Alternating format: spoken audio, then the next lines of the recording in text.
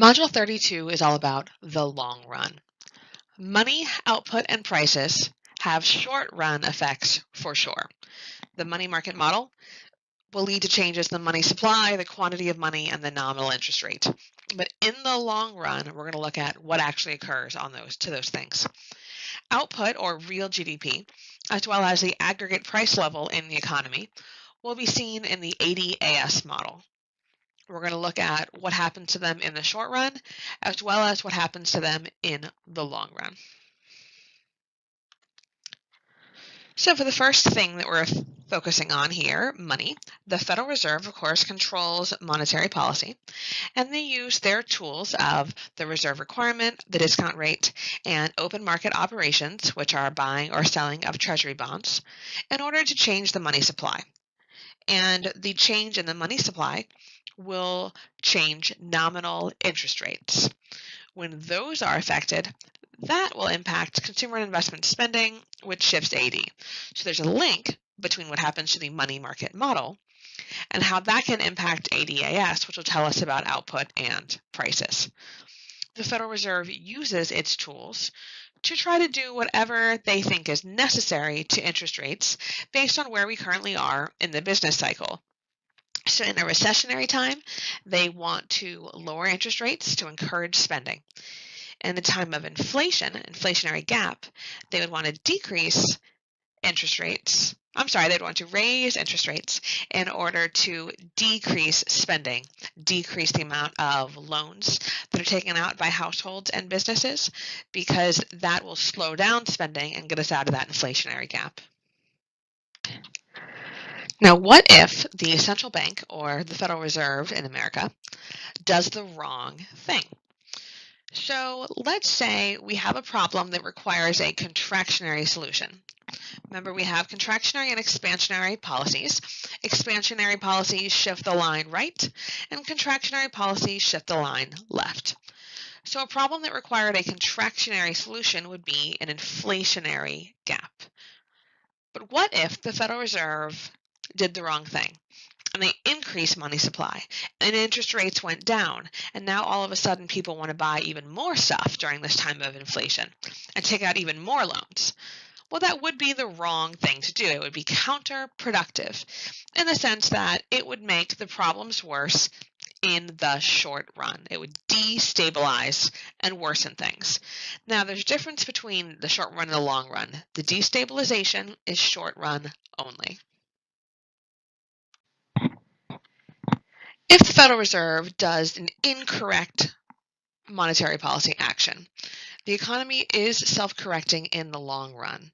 So whatever mistakes and destabilization that they make, it will only be temporary. Now, there is one factor in the economy here that is not self-correcting. So part of this is learning the rule of which things go back to where they started and what's the one thing that doesn't. So when we're looking at these three factors, we have APL, we have real aggregate output, which is the same thing as real GDP. Remember how at the bottom of the model we could label it real GDP or AO for aggregate output. So these are the same thing. And then interest rate. Now these three factors are not all on the same model. APL and aggregate output are both on that ADAS model. Interest rates, we're looking at the nominal ones, so this is going to be in the money market model. These are not the same, but they do impact each other. When money supply changes and interest rates change in the money market model, that leads to a change in investment and consumer spending. And when those things shift, that will make AD shift. So what happens in money market will absolutely lead to a change in the other one. So let's look at why some of these things go back in the short run, or in the long run rather, and others don't.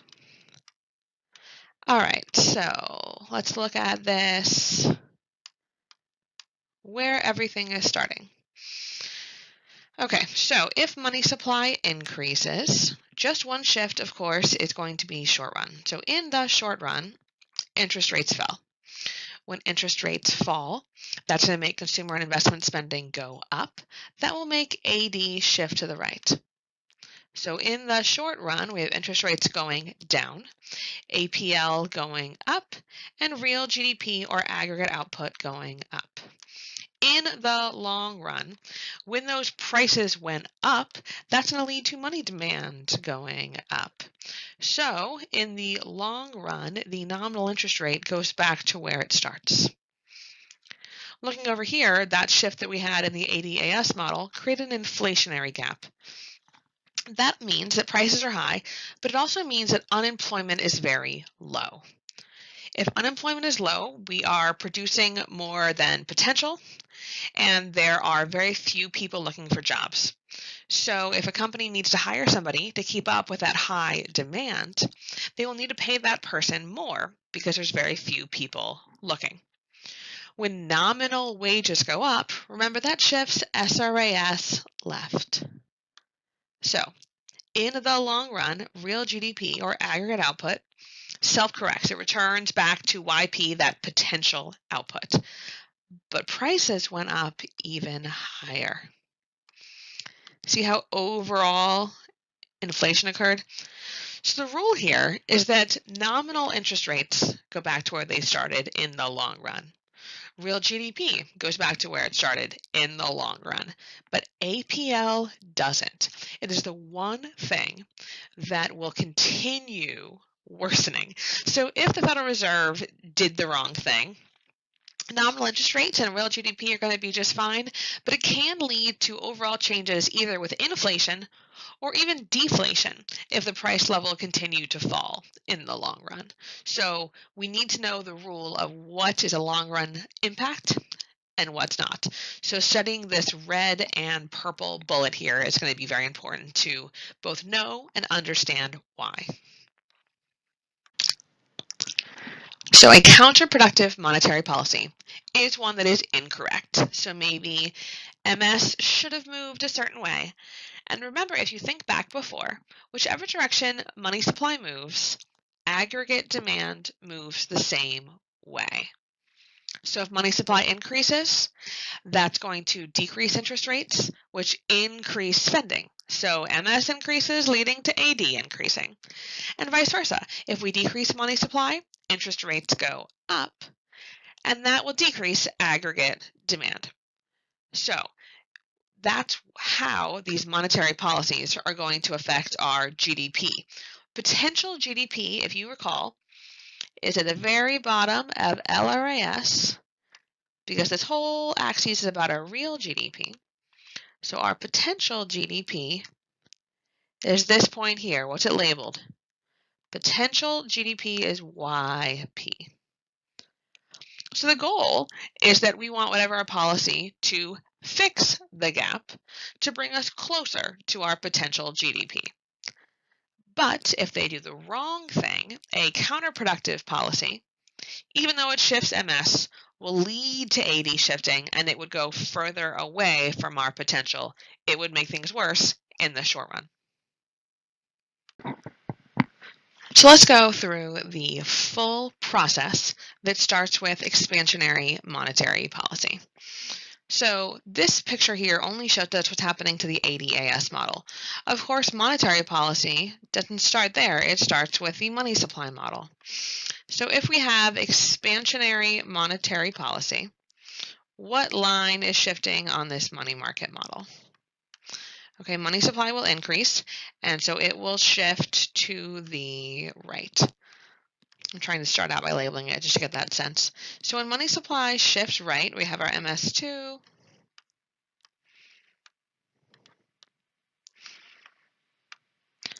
And when money supply increased, the nominal interest rate decreased. Money supply and interest rates always go in opposite directions. If interest rates fall, I, which stands for investment spending, will increase because now there's going to be a lot more products or projects that are profitable. They have a rate of return higher than the nominal interest rate if the nominal interest rate fell. When investment spending increases, that means AD will increase because that's part of GDP, which is a shifter of AD. And whatever direction MS goes, AD will go the same way, so they both have increased. That lines up properly. When AD increases, this leads to APL increasing.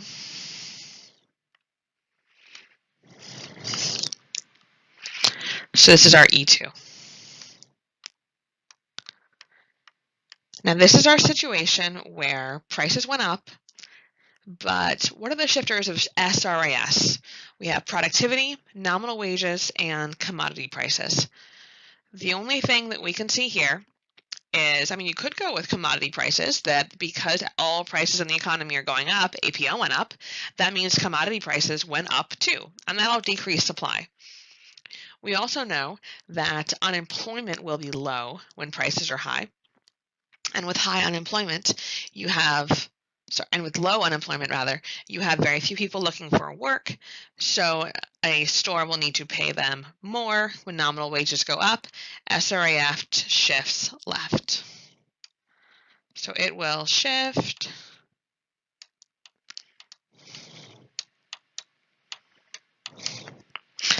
left.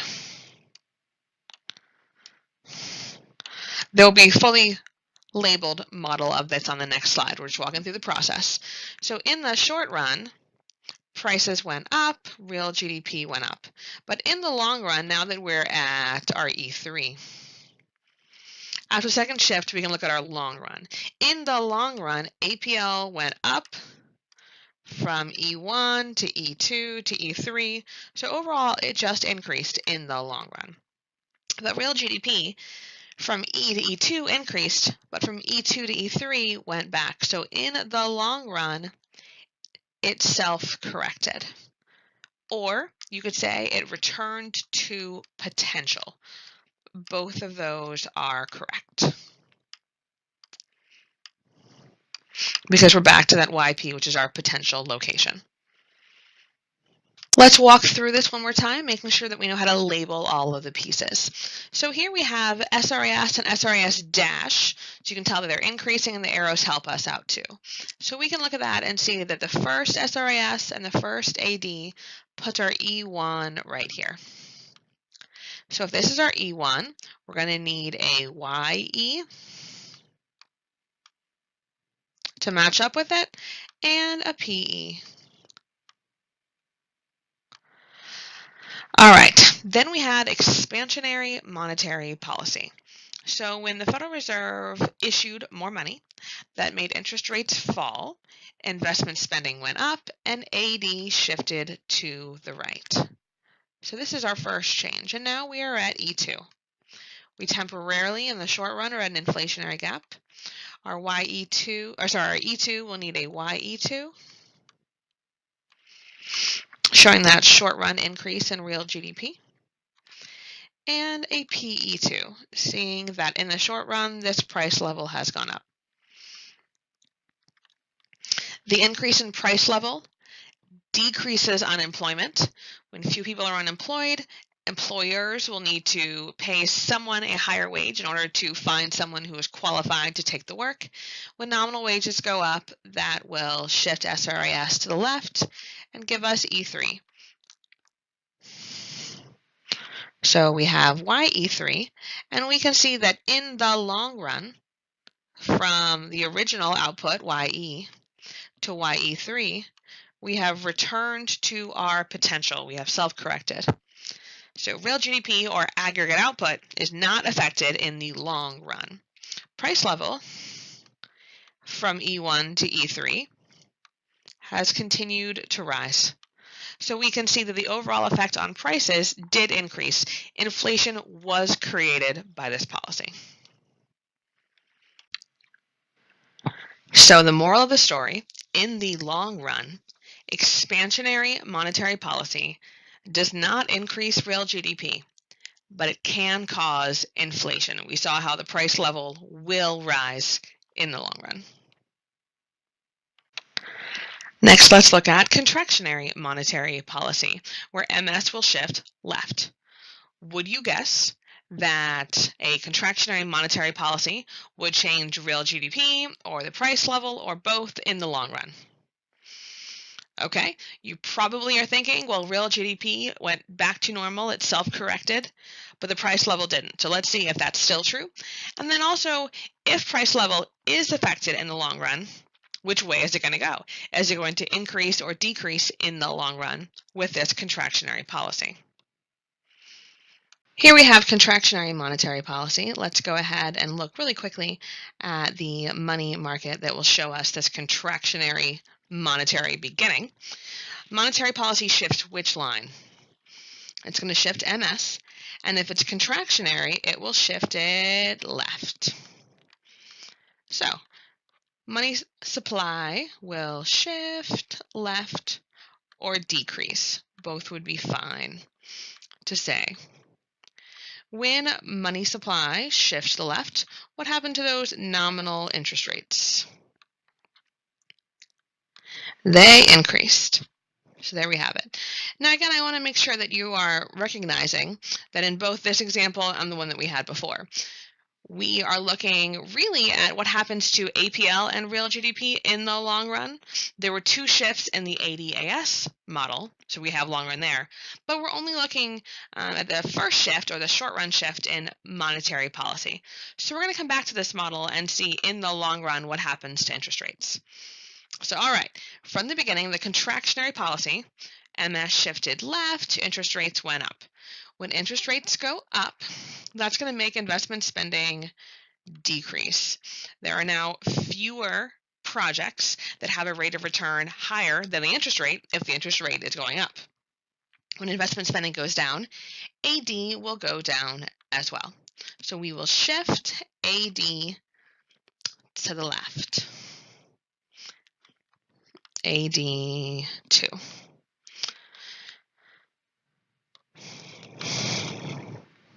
So far, our prices have decreased, and our real GDP has decreased as well. So prices fell. If prices fall, what happens to SRAS? We can look at this one from two different ways as well. If commodity prices go down, if they all cost less, then that's going to increase profit, and SRAS could shift to the right. We also could do this from the unemployment perspective because that's going to affect nominal wages. This created a recessionary gap. We are producing less than our potential. So in a recession with low production, we have high unemployment. With high unemployment, there are lots of people looking for work. So it will be easy for a hiring manager to find someone who is willing to accept less money. So nominal wages will fall, and that will shift SRAS to the right.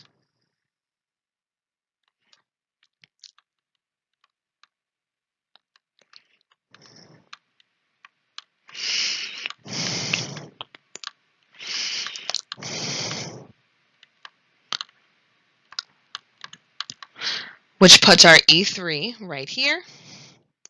So we can see the real GDP returned to potential. It self-corrected.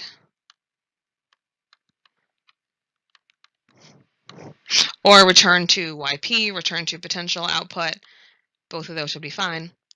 And then the aggregate price level from our first equilibrium here to our second to our third, the overall effect is prices falling. So we have deflation. So contractionary monetary policy will lead to real GDP self-correcting in the long run, but the price level will fall in the long run, which makes sense if you think about it. Contractionary monetary policy means there's less money circulating in the economy. So prices falling makes sense. It would go along with that. There'd be less spending, and prices will fall. Also, we can check our work and see that if MS shifted left, AD should shift left too. So those are all lined up. So we did what we should have done. Now let's see if we can draw contractionary monetary policy and label all the pieces. So we're going to start with everything at long run equilibrium.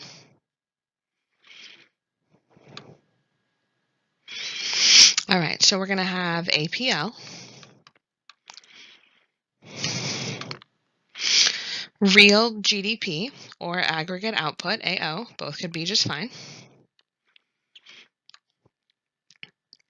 We need LRAS. And LRAS always gives us our YP, our potential output. SRAS, the short-run aggregate supply curve. And AD. They all intersect here. So we have E1,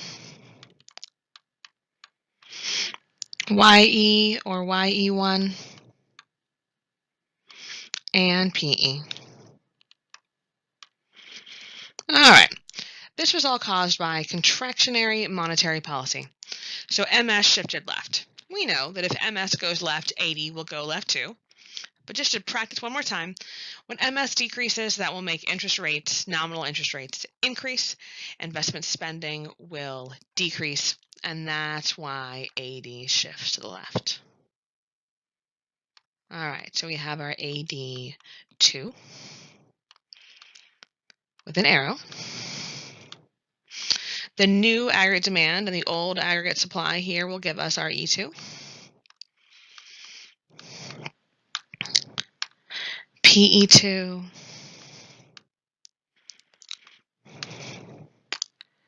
An arrow. And YE2.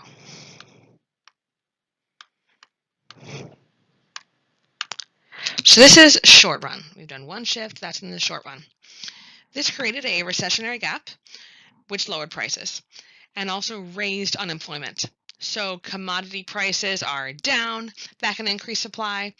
Unemployment is up because of this recession. And so many people looking for work, someone will accept less money, and short-run aggregate supply can increase for either of those two reasons. So we're going to have SRAS 2. Even though it's E3, this is only our second SRAS line.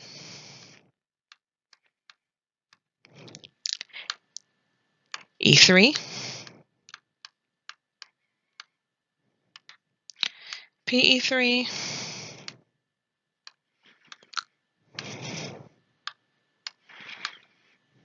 YE3. So this is how we label everything, but I hope we can also interpret what we drew. And we can see that our output from E1 to E3 returned to where it began. It returned to potential, it self-corrected. But the price level from E1 to E3 continued to fall. APL decreased, we have deflation. Now we know, in the long run, contractionary monetary policy does not decrease real GDP, but it does decrease the price level. It does lead to deflation in the long run. So far, we've been looking at how contractionary and expansionary monetary policy affects the ADAS model in the long run. Now we're going to look at the money market model itself in the long run. So we want to review with this concept of money neutrality. And that's going to lead us to the idea that a change in the money supply leads to a proportional change in the price level. So however much money supply increases, APL will increase the same way. This goes back to that idea that money demand and APL are all linked. But if there is more money circulating, there can be an increase in spending, which will lead to money supply increasing. So the changes in one not only affect each other, but they affect each other proportionally. Money neutrality tells us that changes in money supply have no real effects on the economy in the long run. In the long run, yes, the only effect of money supply increasing is to raise the aggregate price level, but there's more, everybody has more money, so prices going up won't really change things. If everything costs you 10% more, but you also have 10% more cash, your purchasing power has not been affected. So money is neutral in the long run. Whatever the Federal Reserve does is a short-term intervention only. So let's get into how this concept of money neutrality actually works. So let's say that everything in the economy, all prices of final goods and services, and factor prices, so this could be inputs, commodities, nominal wages, things that go into making products, everything doubles. So when you're buying final products, they cost twice as much, but the act of producing those products costs twice as much, but also the money supply has doubled. So would that impact the economy in real terms, in terms of purchasing power, what the dollar actually buys? No. If money supply changes the same as all price level, as the aggregate price level, then there's no real change in terms of the impact on the economy. Because of money neutrality, when price level and the money supply change proportionally, they change the same amount, all real variables in the economy, such as real GDP and the real value of the money supply. So real GDP is how much our economy is producing. So if everything you are a manufacturer and everything you are now able to sell it for twice as much, but it also costs you twice as much to make it since those factor prices went up, the cost of your input and of your labor. Has anything changed in terms of your profit margin and your desire to produce more or fewer of those goods? No. So your real GDP will not be affected. The real value of money will show us the purchasing power of money. And if I have twice as much money, but everything costs me twice as much to buy, has my ability to purchase things changed? No. So that's why these real variables that show us the actual impact after inflation, those variables are unchanged. Therefore, money is neutral. In case you're wondering, what is the point of monetary policy if money is neutral in the long run? That's a decent point. That's a good question. So monetary policy has no long-run impact on interest rates. It has no long-run impact on real GDP. So why do we have it? Why does it matter at all? It is very effective in the short run. So let's say we're in a really bad recession and a huge number of people are out of work. Monetary policy can fix that gap. And for those people and their lives and the years that it cut off the recession, that would absolutely matter to them.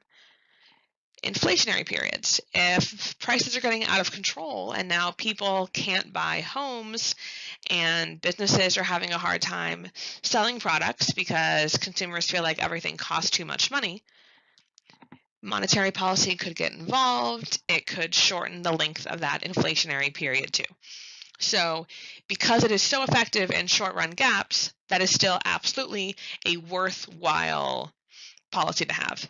It's just good to know that whatever it does will be short-run. We've seen how changes in the money supply impacts the ADAS model in the long run. And we know that in the short run, when we increase money supply, it will cause short-term, these nominal interest rates to decrease. Money supply and interest rates are inversely related. But let's finish it out and see what happens to money supply and the money market model in the long run. Let's look at the money market model in terms of long-run shifts and go through it and talk about how money neutrality impacts all of these things. So first of all, we're going to suppose that the money market is in equilibrium at an interest rate of I star percent. So I star is over here. Let's go ahead and label this E1. We have our original money supply meeting our original money demand. M star is the equilibrium quantity of money, and then I star is that equilibrium interest rate. So suppose the money supply increases by 10%.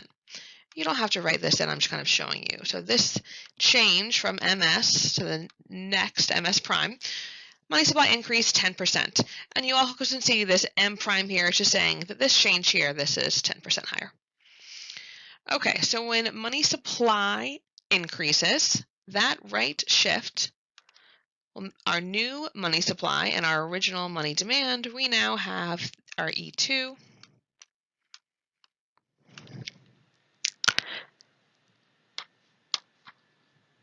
This really is M2. And then I2. So what happened to the short-run interest rate? And of course, this is the nominal interest rate since it's about money. It decreased. Money neutrality says that in the long run, the aggregate price level will also increase by 10%. Why? Well, when interest rates fall, that's going to make investment spending and aggregate demand rise, and they will change by the same percent. So if there's 10% more money, that can lead to 10% more spending. So when AD shifts to the right, that will change price level to the same amount as the increase in money. So yes, you might say, well, in the long run, even though the nominal interest rate goes back to where it starts, the money supply does increase. So we'll see how that matters in the big picture. So did you get a reason why for that question? When interest rates go down, AD goes up the same amount. People are able to spend more money since they have more money. It's the same amount. So when the aggregate price levels go up by 10%, that is going to increase money demand. And if you recall, the percent that APL changes also increases money demand the same exact amount. So if everything costs 10% more, don't you need 10% more cash in your wallet? And this is why everything is lining up so perfectly in all these models. So that shift in money demand will take us to our E3, our M3, and our I3. So what is the result on the long run equilibrium interest rate? It returned to the original percent. So it was I star before, and it is returning to that original percent that it started off with. It is self-corrected. So let's see in the big picture. Interest rates return to where they start. So that has no impact in the long run. That's neutral. Now the quantity of money did increase, didn't it? M3 is higher than the original M1. So in the long run, there is more money. But think about our other model. Real GDP increased, but real GDP went back to where it started, but APL increased. So far, nominal interest rates, no effect in the long run. Real GDP,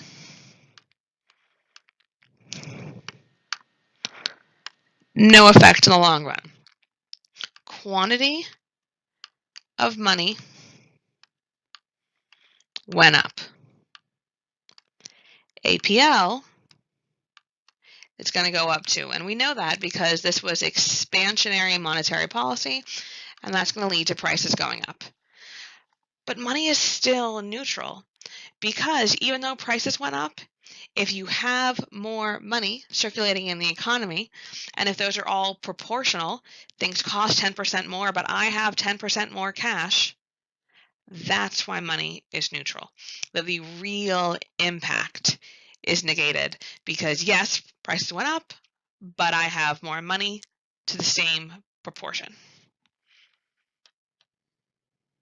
So in the long run, money neutrality tells us that no matter what you do to the money supply, in the long run, the interest rate will return to where it started. It's going to self-correct to that original interest rate. Technically, the quantity of money does change in the long run, but the quantity of money changes proportionally to the change in aggregate price level. So let's say the money supply quantity, the amount of money we have, decreases by 20%. Well, that's going to lead to a D decreasing, prices decreasing, and the aggregate price level will decrease 20% too. So in terms of the real value, that change in the quantity of money has no real impact in the economy. So both axes of this model don't have any real impact. That's why money is neutral in the long run.